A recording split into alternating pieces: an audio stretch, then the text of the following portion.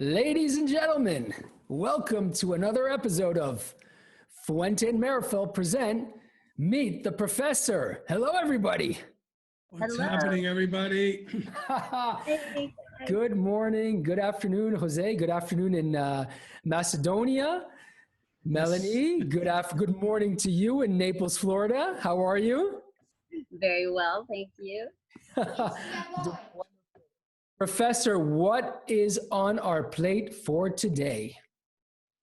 Well, today, a special day. We're going to be talking today about a little bit about rappers, but also today's Cinco de Mayo. So Cinco de Mayo brings us to a big day for the Mexicans. It was the big Battle of Puebla, where they fought the French, and they can't remember the name of the general, but Cinco de Mayo is not only tacos and tequila and having a great day, but it's a great day for the Mexicans that are hardworking people. But talking about Mexican, let's talk a little bit about Mexican San Andres. Because, you know, for many years, you take the Turren family, and Turren family is very similar to the Oliva family, to the Meerapfel family, to the Fuente family, the Oliva family, because they're already, I think, on their fifth or sixth generation. The old man was Spaniard. He came to Mexico in 1880 and started to grow tobacco in El Valle de San Andres. And to be honest, in the last couple of years, San Andres wrapper has become very, very popular with many highly rated cigars, and many companies for many years use the Mexican tobacco as wrapper. And I know that I wish Carlito would be on the show today, because I don't really remember. We've never talked maybe in the 70s and the 80s, because there was not that much tobacco out there. The Fuentes at one time maybe used it as a binder or something like that. But I guess if Carlito gets in, we could ask him, have you had any experience with Mexican tobacco, Jeremiah? Personally, I absolutely love it. I think it's a wonderful, wonderful wrapper. I enjoy it as a binder as well. I think it blends in beautifully. In my opinion, and this is just my humble opinion, it's one of those tobaccos that have an unbelievable identity. It's one of those tobaccos which bring a cachet. It brings a stamp to the cigar, and a very identifiable one.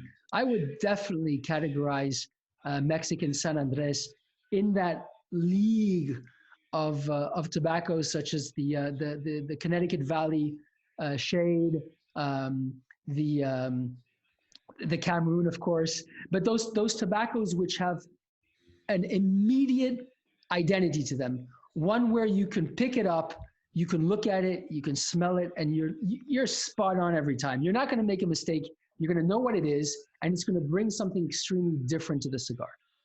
But you know, it's something that when you talk about characteristics of cigars, you have the sweetness of Cameroon, you have the sweetness of Connecticut broadleaf, and you have the sweetness of Mexican San Andres.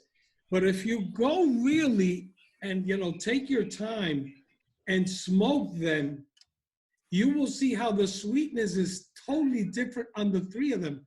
That are characteristics like it's their own identity, I would say. It's tobacco that has identity. It doesn't mean that other tobaccos don't have it, but I agree with you. It's very defined. When you put that Mexican San Andres in your mouth, you know it's Mexican San Andres. I mean, fermented well, cured well, aged well, because that's very important.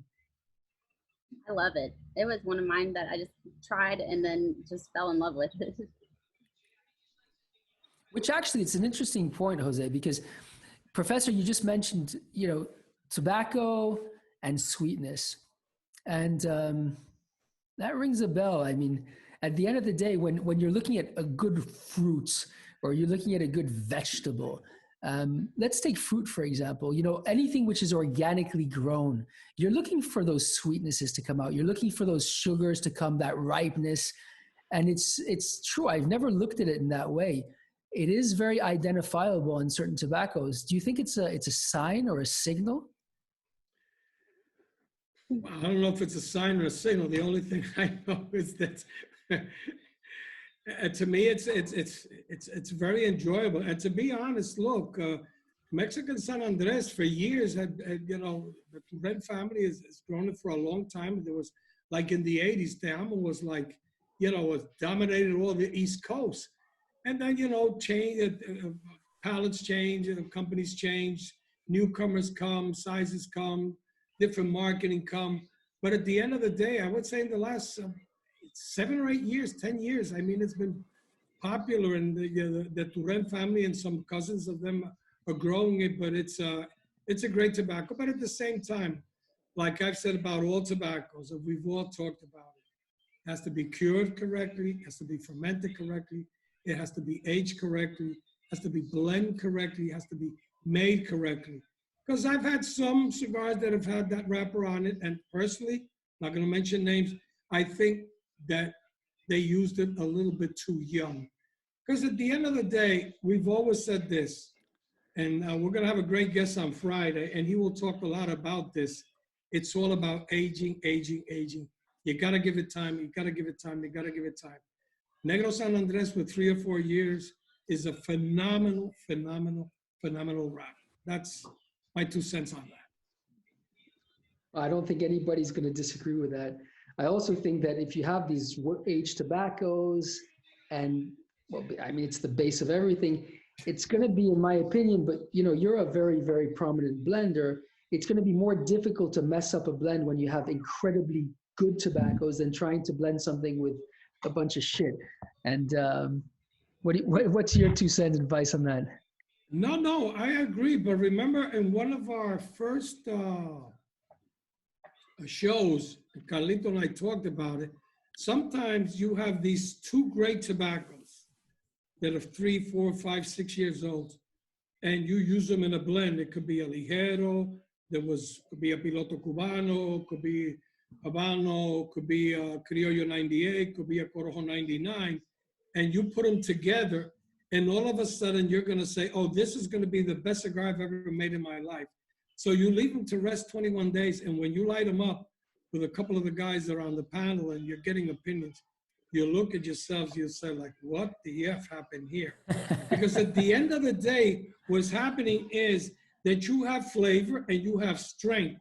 And sometimes the strength overrides or overlaps the flavor, and then you don't get it. And that's when you have to start lowering down the percentages, maybe changing a binder, maybe using a little bit more of Seco, taking out a little bit of Ligero. Because I've always said, there's a lot of people who like very strong cigars, which is a small percentage, which I don't have a problem with. But I've always said that the name of the game is flavor, flavor, flavor. And after that, flavor again. Talking about flavor, Rich has a great question. Let me pull him on the show here. Rich, where are you? There you go, Rich. All right, Rich, you're on the show. Thanks, Jeremiah. How you doing, buddy? Fine. Hi, Rich. Hi, Jose. Jose, when you talk about sweetness, are you talking about sweetness like sugary sweetness, or are you talking about sweetness like from fresh cream? Well, when I talk about sweetness, and you worked with me many years, and you did a lot of seminars with me, I always tell people, when you're talking about sweetness, what sweetness are you picking up? Is it a sweetness like from a milk chocolate, or are you picking up a bittersweet chocolate like a good Godiva from my compadre here, Jeremiah's country, Belgium? Because how many times have you smoked a cigar and all of a sudden you pick up, not during the whole smoke, but two or three notes during the smoke that you pick up like a rich, dark espresso. And you know that that company or that cigar is a premium cigar and it was not cased with an espresso, but you pick up those notes. So there's different types of sweetness. There's people that will tell me, well, I pick up notes of cocoa beans. Some people have said, well, I pick up some nutmeg. So there's different types of sweetness, but at the same time, it all depends if you retrohale, and also depends how good you are with your palate. Because let's face it, not everybody can pick up notes. I've had people that are professional smokers, and I've been smoking the same cigar with them, and they're saying, I'm picking this up. And I said, you're not picking up no. And they said, why? And I said, because taste is subjective and our palates are totally different. So what I can pick up as sweetness, Melanie can pick something up as sweetness, or Carlito, or Benji, or whatever. And yourself, Rich, you got a pretty good palate. You smoked for a while, so Thanks. it is what it is. Thanks, Jose. All right. Thank you very much, Rich. Keep those questions coming. We're here to answer them. Yeah, and I agree, Jose. I think it's important that everybody understands those fine, what do you want to call them? Details. Yeah, notes, which basically create that dimension and create the versatility and create all of those different levels within our industry. You know, many people, when they first start smoking, they'll start with a cigar and they'll pick up on one of the dimensions. And then when the palate gets used to it, they'll start picking up different dimensions. And these dimensions will start moving in every dimension. And that's the wonderful thing. It's the magic thing about a great cigar, a great dish, great wine, and experience, because that experience opens up the ability and the relationship to pick up on them, and it's picking up on them that creates that magic, isn't it? What do you think? Totally agree. And not only that, I'll tell you something. I did last week with about 100-something people, a live Instagram in Spain. Then on Saturday, I did it with our good friend Anielo and Andrea Zambiasi. They had like 70, 80 guys. And last night I did it with my good friend Gabriel Estrada, which is probably the top, not only the best tobacconist in Argentina, but probably in South America and Central America.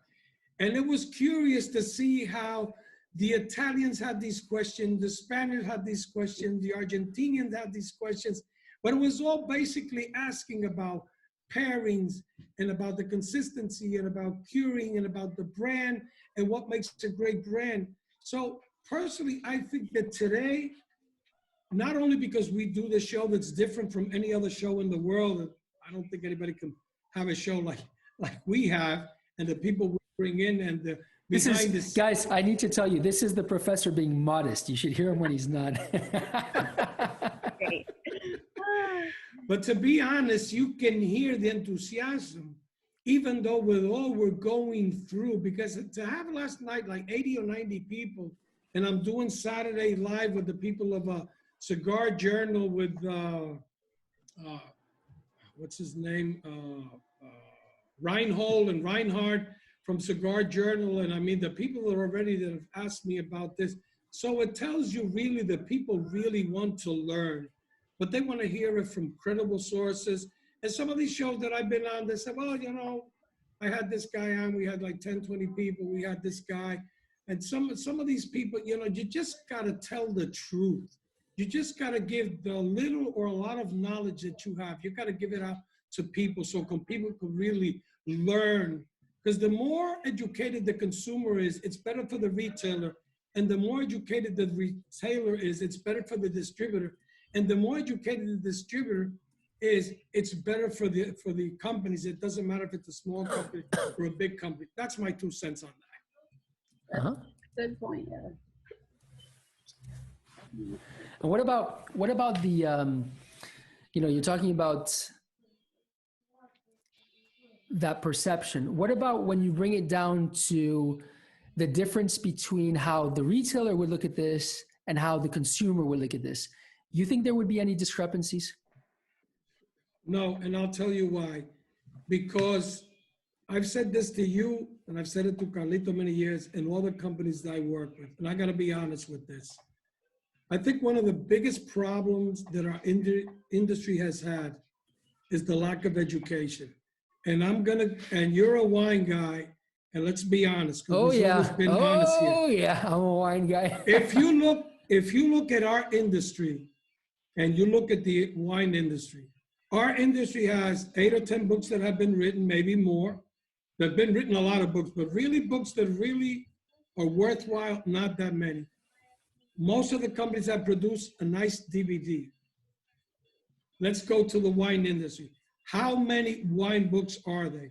How many DVDs are? Is there more information about wine, or is there more information about cigars and tobacco? Let's be honest. Mm-hmm, mm-hmm. No, I agree with you. And that's why we're having this show. Because we want to make sure that by the end of the time that we reach that moment in life, we will have tried to bring a little bit to this edifice. And, well, you're doing a great job, Jose, but making sure that there isn't a lack of knowledge. And knowledge is key. You know, a lot of people are asking themselves, oh, you know, it's weird. These guys are coming on the show and they're talking about all these different brands and all these different producers and all these different growers and all these different everything. But at the end of the day, it's not just because it's about people. It's also because it's about the industry. It's about what we're leaving behind. And we're not just leaving behind what we do day to day. We have a responsibility to leave behind honest and correct information, values which we stand by, notions which we can be proud of. And I believe that when that time comes and you rest your head on the pillow, you want to make sure that you've added your stone to the house that you're building and that the industry has built for so long. No, I agree. And it's like I said, I've been a critic when I was in Dominican, both times at Pro Cigar. And when I was living also in Nicaragua, I said, guys, look, the bottom line, yes, we have to make money. Because if we don't make money, you know, we could talk as nice and as bonito as we can, but we have to make money. But at the same time, we have to educate. Look, I was talking to Gabriel Estrada last night, and I said, Gabby, you know why you've been so successful? Because I've sent people that have gone on vacation to Buenos Aires, and they say, what shop should I go? I said, go see Gabriel Estrada in Buenos Aires. And they tell me the way he takes care of it. But I said to Gabriel, if you would have been maybe the only shop in Argentina 35 years ago, and you had all these old timers, and you would have just catered to those guys and all the young generation that came in, and especially the wives and the women that came in, if you wouldn't have been nice to them, you would have gone out of business. So what we have to do is we have to educate the retailers have to be better better retailers. Absolutely. It went a little silent. Sorry about that. Jasper is, what I mean is that we need to educate the stores. We need to educate the consumers, because the more conscientious they are about flavor, about strength, what to look in the cigar, to look for the key elements when you're doing a shopping. I think that's very, very important. Absolutely agree 100%. And actually we can have a bit of fun here. A lot of people are asking about, you know, Professor, you brought up notions of wine and cigars, and I'm getting messages in every direction here about the similarities between wine and cigar. Let's have a bit of fun here. Let's get the public involved in this. Let's get the audience to ask their questions. I'm sure they're dying to get this discussion going. And I want to throw it in the deep end right now. and start challenging everybody. What is your perceptions and what is your ideas on the similarities between wine and cigars? You know, we know that there's tastes involved. We know that there's fermentation or vinification involved. We know that there's appearance involved. We know that there's balance involved. Territories, areas, climates. Oh yeah. So why don't we get that going, Professor? What's your pitch on this? No, I'll tell you, it's very similar. I said there's three things that are very similar. The wine and tobacco, definitely, but also the cooking and the blending of cigars. Because remember, it all depends on how the grapes work. If it came out, if it rained a lot, if it didn't rain that much. I'm not an expert on wine. I would leave that part of the wine to you, because to be honest, I'll have one glass of wine sometimes with Emma that loves wine, but I'm not really into wines. But I can tell you one thing, the similarities into wine and tobacco are very unique, because at the end of the day, what makes the difference from California to France to South Africa to Chile to Argentina to New Zealand, it's all about the soil. And we now know that the taste on wines could be a little bit different, but we have a lot of countries that produce great wines. Yeah, absolutely. Italy too, and Spain. Italy too, and Spain. That's right. There's some really cool comments that are coming in, things which are completely out of the box, which I haven't thought of. Jose, for example, mentions the government oversight. That's absolutely right. Wine, alcohol is a product which has excise on it, such as tobacco, such as oil and gas, weapons, if I'm not mistaken. So it's basically treated very differently from any other goods which are sold in a country. So that's correct. That's very interesting. The distribution process, never ever considered that, but it's true because of these government regulations, because of the fact that there's excises which are being dealt. There's a lot of notions of bonded warehousing and all these channels which needed to be used for the distribution process. So yeah, no, very interesting. I love Dimitri Kneiper's comment here. This is fantastic. When I say, what's the similarity between cigars and wine? And Dimitri answers, they both empty my wallet. I love it. That's fantastic.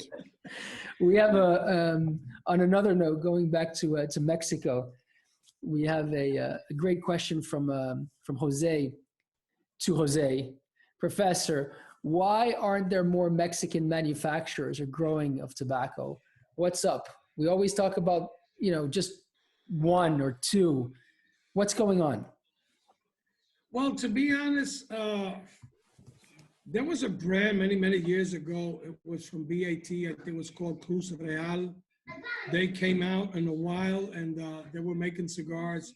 And I think there's a couple of, I would say maybe 4 or 5 different factories in Mexico. Nothing with the exception of the Turren family, the Te Amo. And to be honest about them, they've even come out with some cigars that have different origins. They had one from Dominican, one from Nicaragua, one from Honduras, I think many years ago. And to be honest, I couldn't really tell you why. I think they have a lot of potential, and might be something about marketing, distribution. It's a tough industry in the States, and you have a lot of competitors. I mean, DR, Nicaragua, Honduras, Costa Rica.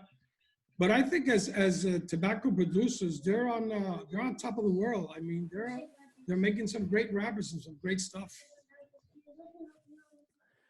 Dimitri has a cool question that just came in. Let me bring in Dimitri live here so we can say hello to him. Hey, Dimitri, how you doing, brother? Hey, Jeremiah. Fine, enjoying cigar outside, so everything's cool. Very good. My question was, why aren't wine barrels more used to age tobacco? Because I know they use rum barrels, and I know that Carlito uses Armagnac or Cognac barrels. But why aren't they using more wine barrels? That's a great question. Thank you, Dimitri.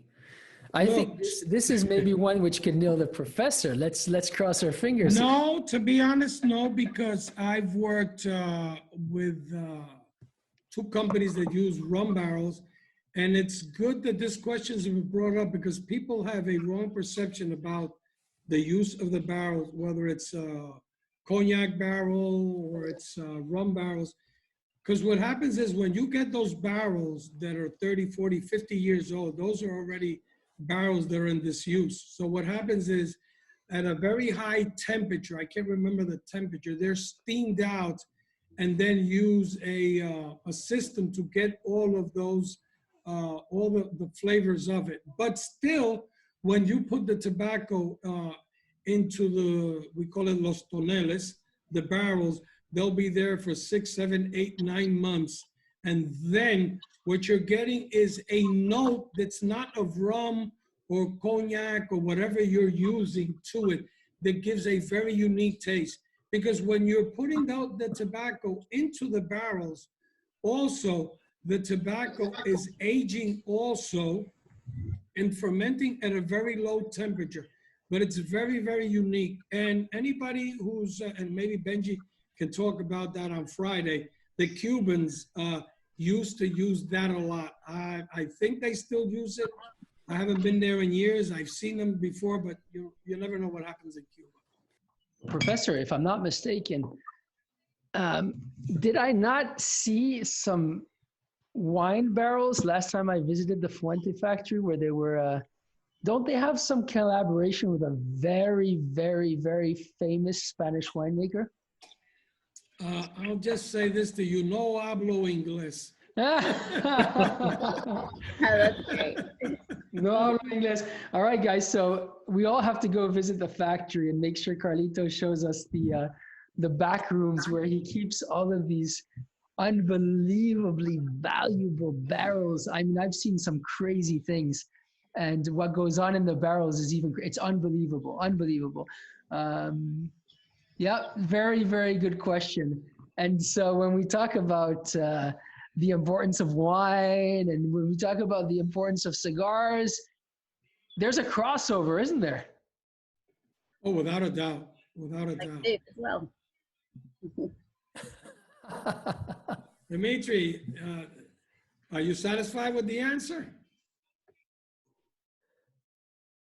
Well, I actually still didn't get an answer why they don't use wine barrels a lot. I got information about rum now, but not about wine. So, to be honest, it's never occurred to me what I've always been taught and what I've heard and what I've implemented in other companies that I've worked into has been the rum barrels. I know that other companies use different types of barrels, but it's like I said, even if I knew it, I could not divulge it out of respect. So sometimes you visit factories and you see stuff, and because they trust you, and we all know that every company has their own little secrets. So it's maybe there are some companies that are using wine barrels, and if anybody who's listening knows of a company that's doing it on their own, whatever it's called, can say it. But I haven't seen it, to be honest. And I've been to a lot of factories. okay, thanks. Dimitris, Thank you, guys. You're gonna get a half-ass answer on this one. But let me tell you one thing. Next time you're in the Dominican Republic and we visit the Fuente factory, we'll take you to the back rooms and make sure Carlito takes care of you. And I'll keep you to that promise. And personally answers that question for you. How's that? That's a very good answer. Thank you very much, Jeremiah. All right, my friend. You guys. Bye. Be safe. Bye. All right. Dimitri, that's a question. We'll have to do some research on that, but we'll have to just call him personally and give him the details if we find out. All right, back to Mexico, Professor. Well, like I said, it has picked up a lot. There's a lot of companies using, there's been a lot of highly rated cigars using Mexican San Andres wrapper. And like I said, the Turren family, on today, on the Cinco de Mayo, I'm taking my hat off to them, which I don't have. But we recognize them as a family with a lot of tradition, very honest people, very hardworking people. I've talked with Alejandro Turren many times. I guess you also have Jeremiah. And the only thing I can say, they're just good people. Wonderful people. Wonderful, smart, down to earth, hardworking, and what a beautiful, beautiful product. You know, the other thing about Mexican San Andres is that they only do not grow Mexican San Andres. They have their own version of Sumatra too. So they have the Negro San Andres wrapper and they have the Sumatra wrapper too. You know that. I saw that smile on your face. Yo no habla inglés. Listen, the other day we were talking about wrappers. We talked a lot about Connecticut. We talked a lot about Cameroon. We talked a lot about Sumatra. So a lot of people keep inboxing me, and I guess you get those questions too. Well, why don't you talk about this wrapper and this other wrapper? So today we're going to talk about a couple of wrappers that we haven't talked in the previous program. One of my also favorite wrappers, and it's a wrapper that's used on one of my favorite cigars from Fuentes, Casa Cuba, which is a Habano from Ecuador, and I believe it's grown by the Oliva family.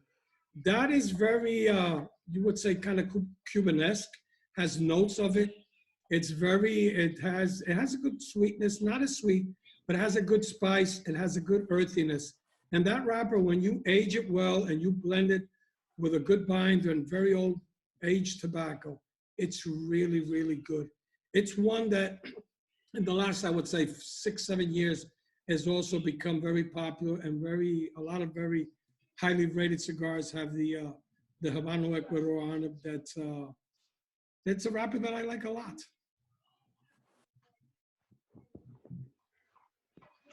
Absolutely. Well, there's so much. Go ahead. No, another wrapper that people love, and Carlito mentioned it a lot, how scarce it's gotten, is Connecticut broadleaf. I mean, Connecticut broadleaf, in my opinion, is probably, I think it's the hardest wrapper to work with because how big the leaves are, how thick they are, how those veins are. So that fermentation process on the Connecticut broadleaf, you really have to have like all the steps, like everything together to work with it. Because if it's under fermented, it's gonna get nasty and metallic. But also if you over ferment it, it's gonna be like smoking paper. Because at the end of the day, I tell people, you know, you have the leaf, but really it's not the leaf that has the flavor. It's the essential oils on every filler, binder, and wrapper.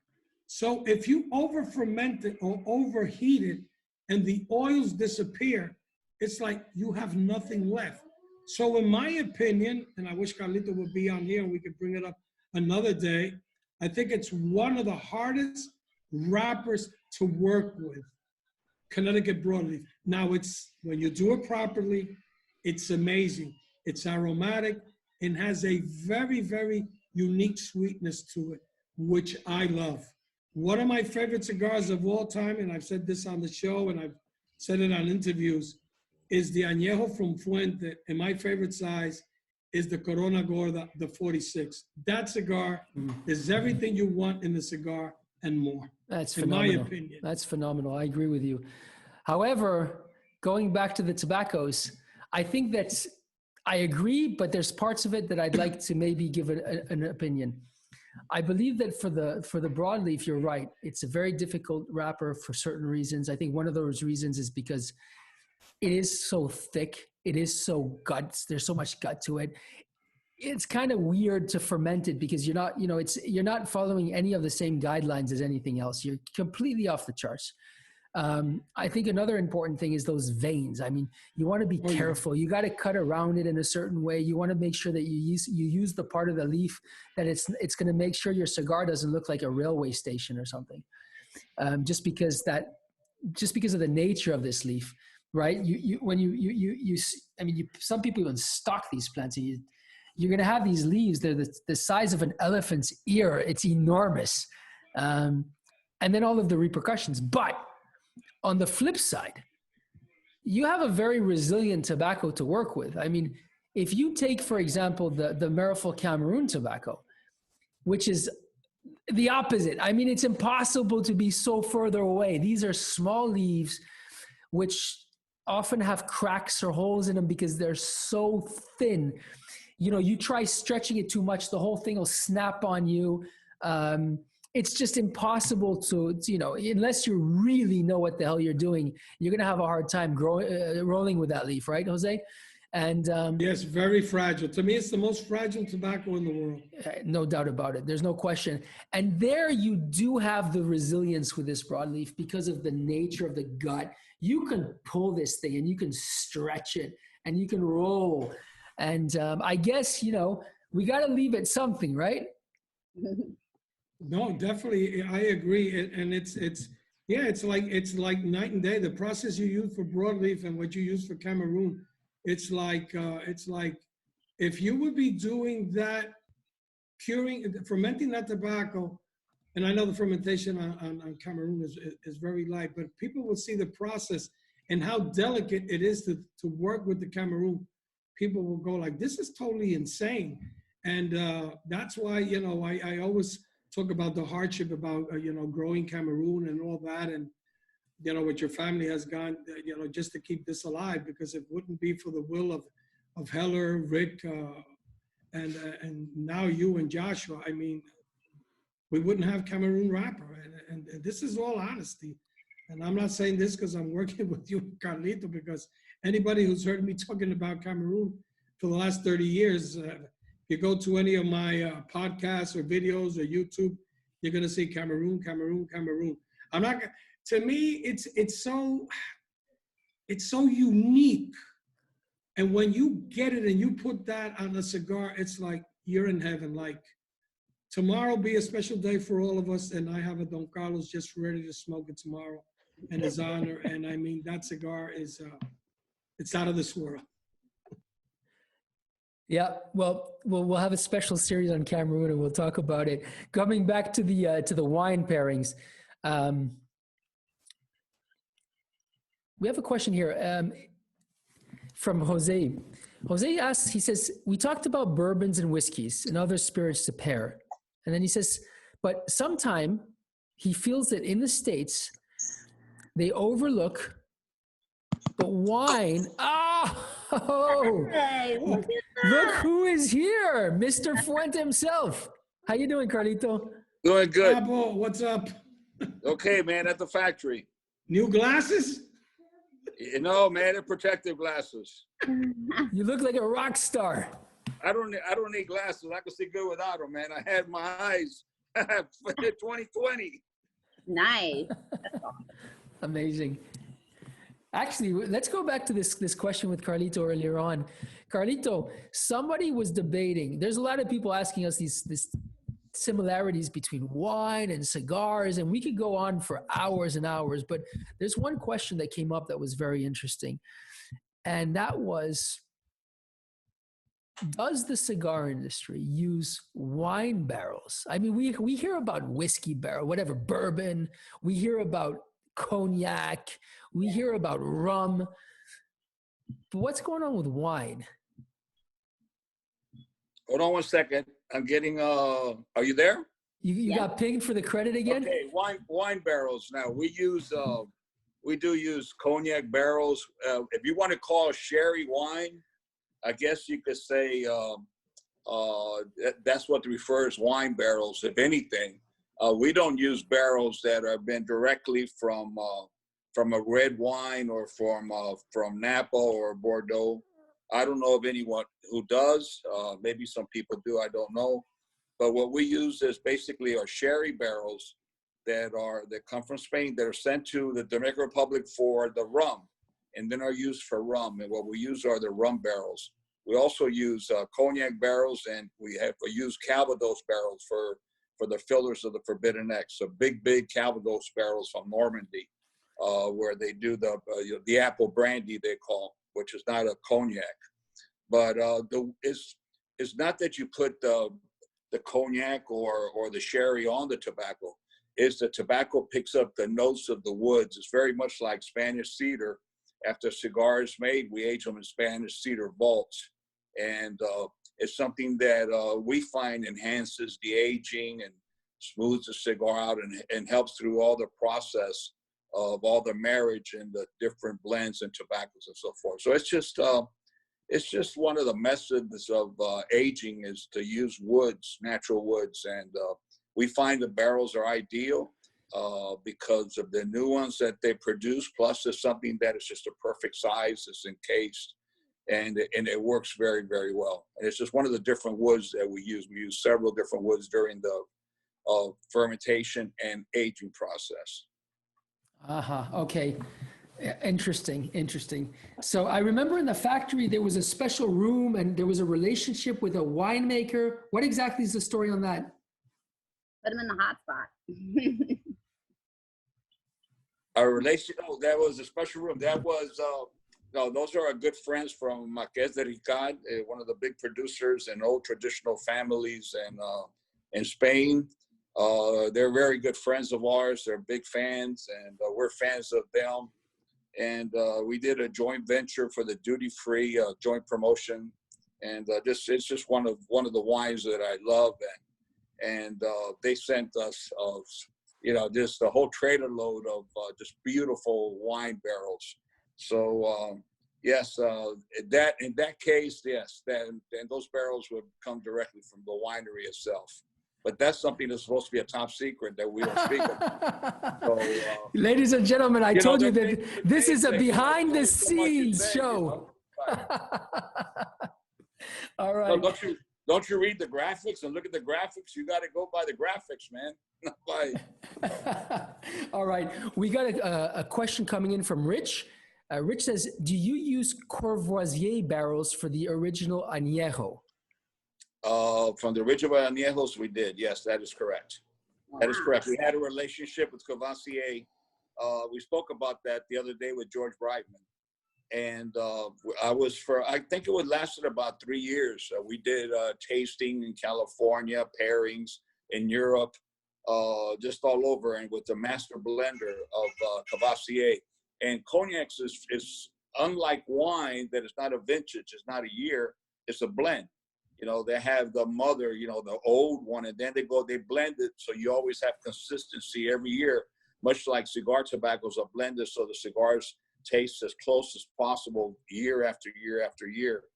And they did send us a trailer load of barrels, and those are the barrels that we used. They were original Courvoisier barrels. And those are the cognac barrels that I was referring to. Wow, that's amazing. That's incredible. I mean, it must have been very difficult getting a hold of those. Yes, it was. If it wasn't for the relationship that we had with them, it would have been impossible to get, obviously. But they took the cognac out, they ship it, but there was still enough in there where the wood was still wet. So, but not really, not enough to really drink because it was not allowed. So they sent us, a trailer load. Those are the barrels that we use, and after a while, the barrels start opening and so forth to start drying out. What we do is we get cognac, we get a sponge, and we wet all the inside with water. Then we put the cognac inside and everything. We get water hose on the outside of the wood, wet it a lot, cover it up completely with plastic, and wait for it to tighten up again. And then we reuse the barrels again. Incredible, unbelievable. Rich Myberg has a story. Rich, listen, I know you want to talk about this. I know you said that you'd maybe discuss it if Benoit doesn't come on the show, but I think Benoit most probably will come on the show for his Benoit's Baked. You say that it's a clean story, but if it's not that clean, we'll allow you to talk about it. Why don't you discuss it now? Well, 3 guys were traveling on the road. One relative of Rocky, the other relative of Robbie Levine, and the third guy traveling with them was a guy from the FDA. And their car broke down. They found a farmhouse in the distance and went up to the farmhouse and said, "Farmer, our car's broken down. We don't think we can get it fixed quickly. Can we spend the night here?" And the farmer says, "Well, certainly, but I only have room for 2 people in the house, and the other one's going to have to go out to the barn." So Rocky's relative says, that's no problem. I can go to the barn. No problem whatsoever. I'll go to the barn. And he goes out, and about 10 minutes later, knock on the door. It's Rocky's relative. He says, I'm very sorry. I cannot stay in the barn. There is a cow in the barn. Very important. I do not stay in there with the cow. So Robbie Levine's cousin says, wait a second, I'll be okay. I'll go out to the barn. I'll sleep out there. It wouldn't be a problem. He goes out to the barn. About 10 minutes later, knock again on the door. It's Robbie's cousin. Well, to tell you the truth, I made a nice bed with the hay and everything, but there's a pig in the barn. I can't stay in the same place with a pig. It's not kosher. And the FDA guy says, finally, all right, I'll go out to the barn. And he goes out to the barn. 10 minutes later, knock on the door. It's the cow and the pig.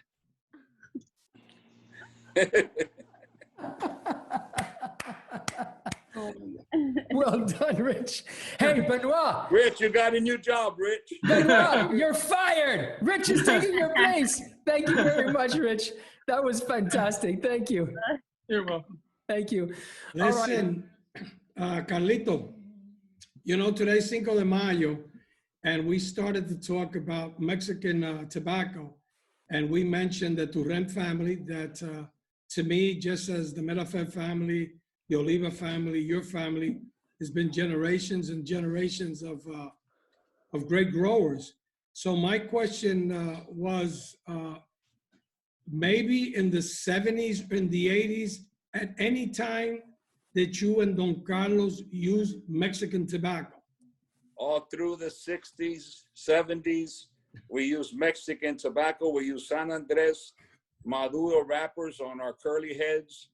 We used to get the tobacco from Fortino Ortiz, Jorge Ortiz's father, in Tuscas, San Andres. I remember those containers when they used to come in, those heavy bales, those freaking Mexican, man, they put so much weight in there. They put everything, including rocks, inside the bales. But I remember these with that, the way they came wrapped, man, and the rope, how I was a teenager, I used to unload the trucks and grabbing that rope and getting all scratched up with the burlap. That Mexican San Andres was an incredible wrapper. We used also Sumatra in the 70s in Tampa for many, many years. Sumatra, I remember the tobacco. I mean, you remember old Al Smith, Al Smith, who was a broker for the Turrens and everything. And yeah, I've known the Turrens for many, many years. The Jorge Ortiz's family. I know that Jorge is still in the industry. I saw him. I was happy to see him, that he's still doing well. He's an old friend of my family's.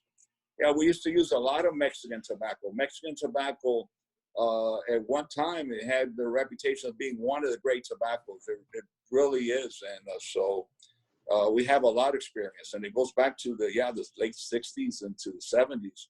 I remember my entire time working in Tampa, working with that tobacco. I remember getting those Maduro wrappers and, with steam and everything, heat them up and the pilones, and it's just the richness of them. I love that tobacco, to be honest with you. And it's also not only for a Maduro wrapper, it's truly one of the great binders, blending binders, because you put Cameroon on top of Mexican San Andres, you have a hell of a cigar. We know people that have done that. We've done that in the past when it was like available, and you got one hell of a rich cigar and a good balance. And the binders are a real important part of the cigar. It changes your cigar completely. So it's really a special tobacco, just like the Connecticut broadleaf. At one time was basically used as binder until people started using it as wrappers, and now it's known as one of the great wrappers. The same thing, but Mexican San Andres is the real Mexican San Andres. The reason I say that, because, a lot of times things change. They change seeds for either yields or to avoid certain diseases that have been affecting the tobacco. But it really is one of the true classic tobaccos. There's no question about it. I had a feeling that you guys had used it, but like I said, I'm very careful about saying stuff. And I said, I hope Carlito gets on the program, because today it's not because it's Cinco de Mayo, because I have a lot of respect. They're on their 5th or 6th generation. Don Alejandro's a great guy. I mean, Don Alberto, Don Alejandro, good people, hardworking people, but great more than family, anything, great family, honest great people, family. honest people. Absolutely. They're a great family with a long tradition, the longest tradition. And no, they're just good people, and they grow great tobacco. Well, you heard it from Carlito. I guess I was kind of right. Well, you know, as a matter of fact, a lot of people might be surprised, but in the 70s, one of the biggest brands in handmade cigars and premium handmade cigars in the United States was Te Amo. Te Amo Meditation, Te Amo Relaxation were two of the biggest selling sizes of cigars in the United States. And most of it was sold in the greater New York area, up in the Northeast. And they were made in Mexico, 100% Mexican tobacco, mostly with Sumatra, San de Sumatra. And that was before a lot of all the big major brands that came to the Dominican Republic in the 80s, late 70s and very early 80s. So Mexican tobacco does have a long tradition, and it has been enjoyed in the United States, for what, over 50 years, 60 years. So yeah, it's one of the classics, no question about it. And the funny thing about it, there's still, till about a couple of years ago, there was a couple of shops still that had those famous Te Amo signs. Because if you remember back in the 70s and the 80s, a lot of the tobacconists, the sign that they had, that big sign, was a Te Amo sign. So I think in Manhattan, listen, that's how long I've been around. In the 70s, if you were in Manhattan walking down Broadway or something, all you would see is Optimo or Te Amo. Those were the only two signs you would see all over, either Optimo or Te Amo. All right. A blast from the past. A blast from the past. And on that note, ladies and gentlemen, it's that time of the day. Benoit, are you with us? Because it's time for Benoit's I'm there. What's up, guys? Hey, how are you? Hello. So today special. Before, I would like to make apologize to you, Jose. You ready? Yes. Uh-oh. Starts out with Hola. What happened? So that's the story of Jose and his friend, Papo. So they go to the sky, and then they make the field before to meet Saint Peter. So they wait, and then it begins with Papo, and then Saint Peter say, okay, Senor Fuente, you has a beautiful life, you never cheat, so your soul is pure, you get an Aston Martin DB11 to go to the paradise, to heaven. Nice. Wow. Nice. Good choice. And then it's Jose. And then Saint Peter say, okay, Jose, you cheat one time, so your soul is almost pure. So you get an Aston Martin DB9. That's good choice also. So they're asking Saint Peter and say, why we reserve a car? And then Saint Peter say it's because the more your soul is sold, the more your vehicle is worth less. So that's why you reserve the more your soul is what? Soiled, souillé. Oh, soils. Okay, the more your soul, the soul is dirty, the more Dirty, your car is worthless. It's worthless. Okay. Thank you, Jeremy. You're welcome. So they race to heaven, and then they make the race, and Jose said to Papo, be careful, there is a bicycle on the side. They race, and then when they arrived to the doors of the paradise, Papo see Jose is crying. You say, what, my friend? We are just in front of the paradise. Why are you crying? And Jose said to Papo, Papo, did you see the cycle with the flatbed behind? I say, yes. That was my wife, Papo. That was my wife.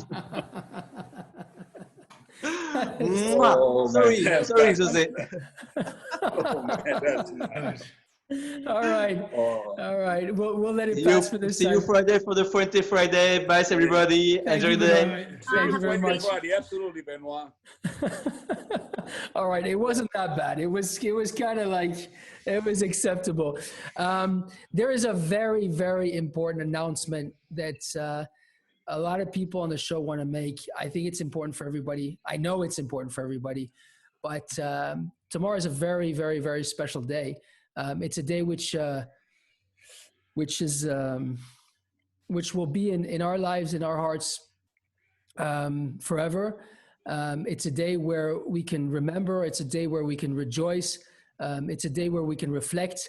And I'd like to bring a friend onto the show here to maybe announce it. Figo, could you please explain to everybody why tomorrow is so special? Tomorrow's a big day. We're going to be having a live Zoom celebrating Don Carlos' birthday. That's right. That's right, Figo. Thank you very much. Tomorrow is going to be the celebration of the birthday of the one and only Don Carlos Fuente, the man, the father of Carlito, the grandfather of Liana, Sofia, and Carlos III. So it's going to be a very, very, very special day for everybody. Figo, thank you very much. Christina, Bianca. Oh, of course. And then there's Cynthia's father, of course, and the children, and actually many other people who he's been not only family to, but he has touched as much. Yes, tomorrow would have been his 85th birthday, and you know, it's almost 4 years since he left us, and there's not a moment, a second, an hour, or a day that I don't think of him. That even when I walk through the factory, I hear him speaking to me and telling me, if someday I run to this situation, this is what I would do. My father would never say, do this, do that. He would always say, if someday this would happen to me, this is what I would do. That was his way of teaching. And it's incredible how things have happened to me, you know, in recent years. And I thought of my father, and I thought of the words and the words of wisdom and of experience that he shared with me. And it's almost like if he could see into the future. But he still continues to be my support. He was my best friend, my mentor, my teacher, my dad. He was, the pillar of my life.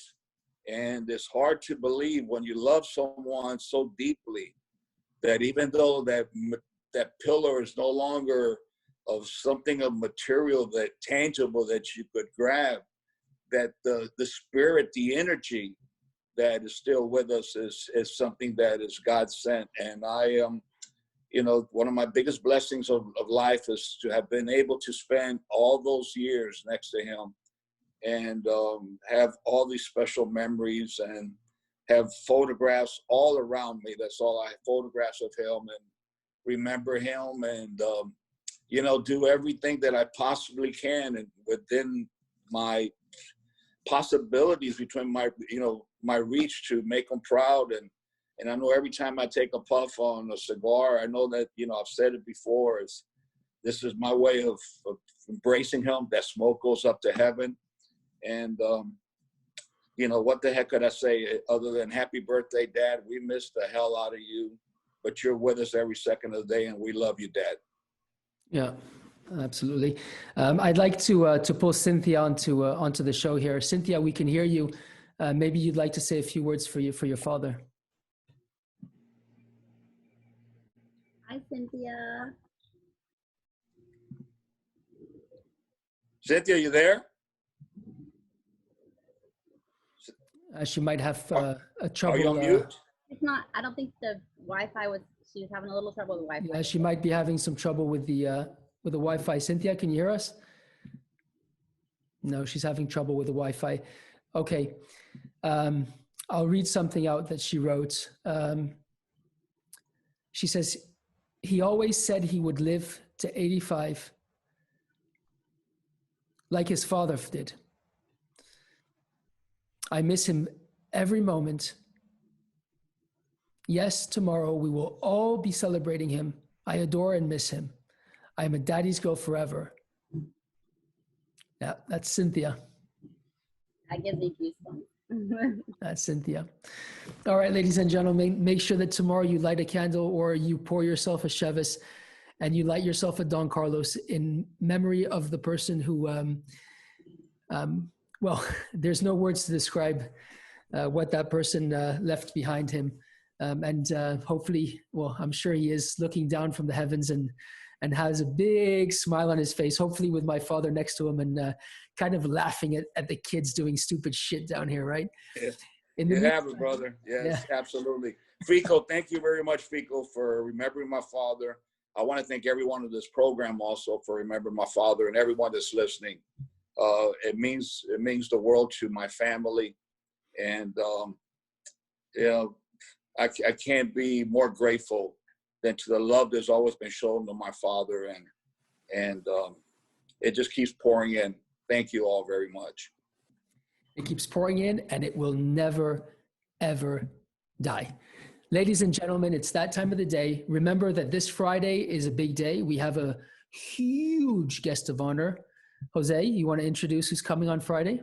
Well, Carlito and I talked a little bit about this, and I told you before the show that we have brought in some of the most amazing people in the industry here. But tomorrow's a very special Friday. Tomorrow's a very special day. I mean, I told you that I already have my lineup with that Don Carlos Robusto. It's the last one that I have that he gave me from the original one before they were commercially sold. So tomorrow, in his honor, I will smoke that cigar 7:30 in the morning with a good coffee. But on Fuente Friday, we're gonna have a real treat for you guys. One of the last living legends, Jasper, one of the last living legends in our industry. After my father died, I started calling him Uncle Benji. And everywhere he would go, he would ask retailers, have you seen my nephew? And they would go, who's your nephew? Jose Blanco. And when I was living in Miami, every month I would go with him and a good friend of mine, Rene Cardona, to visit him, spend 2.5 hours, 3 hours with him, bring some cigars, and go back memory lane. And I think if there's somebody that's alive that can tell us about the good days in Cuba and what he went through and all the changes we've seen in our industry, is the one and only Don Benjamin Menendez. We call him Benji, which I know was a very close friend to Don Carlos, and he saw Carlito grow up as a kid. And I think that it's going to be a great show, and I think it's going to bring a lot of emotions, a lot of history, and a lot of stories. And I'm just going to leave to Carlito to finish it off because he knows him very well. No, it's going to be very difficult emotionally for me also, because every word you say, you're exactly right, Jose.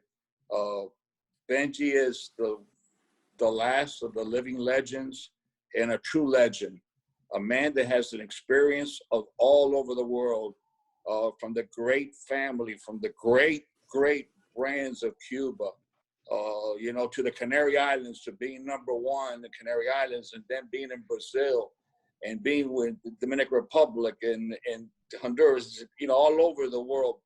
And the experience that Benji has, no one has those experiences and the stories.